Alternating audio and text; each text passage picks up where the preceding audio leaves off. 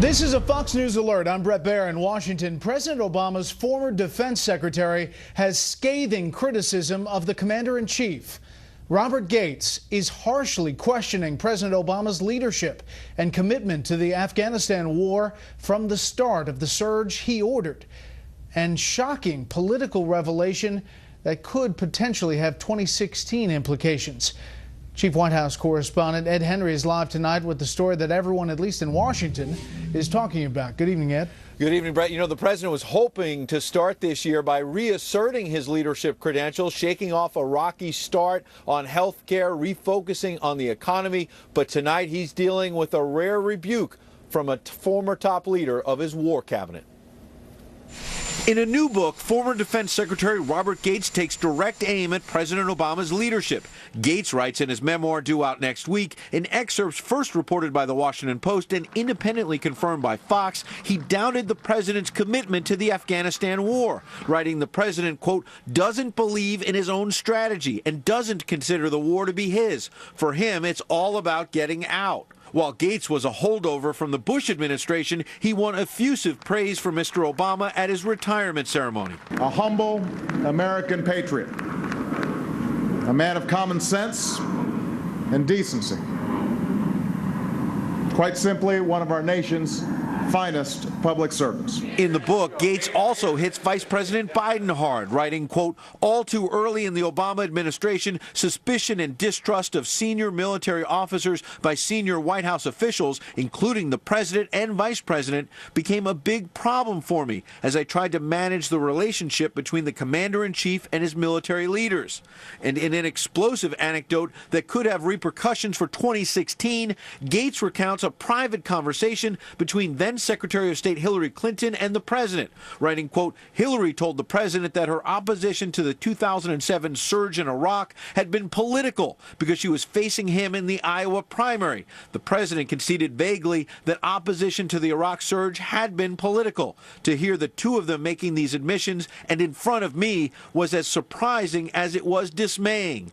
The new distraction came today as the battle lines for the midterm elections came into sharper focus, with the president laying out the Democratic campaign strategy, suggesting some Republicans are abandoning the long-term unemployed by trying to attach strings to 3 more months of unemployment benefits. This is not an abstraction. These are not statistics. While Senate Republican leader Mitch McConnell reached into his own campaign playbook and launched another attack on the health care law, charging the president is just trying to shift attention away from the botched rollout. I'd like to propose that we be allowed, my side be allowed to offer an amendment to pay for these benefits by lifting the burden of Obamacare's individual mandate for 1 year. Majority Leader Harry Reid pushed that aside, and the Senate passed their first procedural hurdle to extend unemployment benefits for 3 months, though the 6 Senate Republicans who supported the measure say they want other budget offsets to cover the $6 billion before they will back final passage of the new benefits. And Speaker John Boehner declared his chamber will not extend benefits unless the president agrees to attach a plan that puts people back to work. White House spokesman Jay Carney said there should be no strings because Republicans have previously supported extending benefits on an emergency basis without pay-fors. He suggested further delays will mean people who are unemployed in McConnell's home state won't be able to pay their heating bills during the record cold snap. Louisville, Kentucky, before I walked out here today, was 7 degrees Fahrenheit. 7 degrees. McConnell fired back, people need more benefits because the president's economic policies have failed. Record numbers of long-term unemployed, record numbers on food stamps, people losing their health care plans, others seeing the premiums shoot up when they can least afford it, and now another call, one more call for a government fix. The president's aides, though, are not taking the blame. But he's now had 5 years. Does he bear some responsibility for long-term unemployment? The president believes that everyone who's sent to Washington by their representatives bears responsibility for taking action to help the economy and help the American people.